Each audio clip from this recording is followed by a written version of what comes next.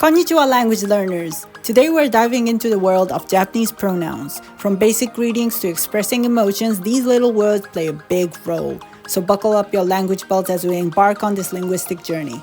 If you find this guide helpful, don't forget to hit that like button, subscribe for more language insights, and share the video with your fellow learners.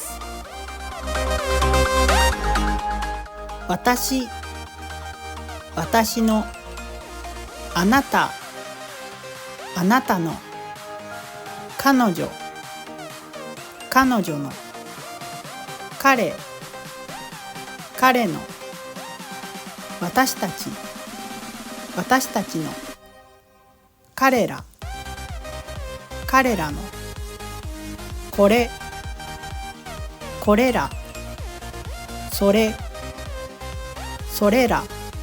In order to improve your Japanese, subscribe and keep listening to it again and again.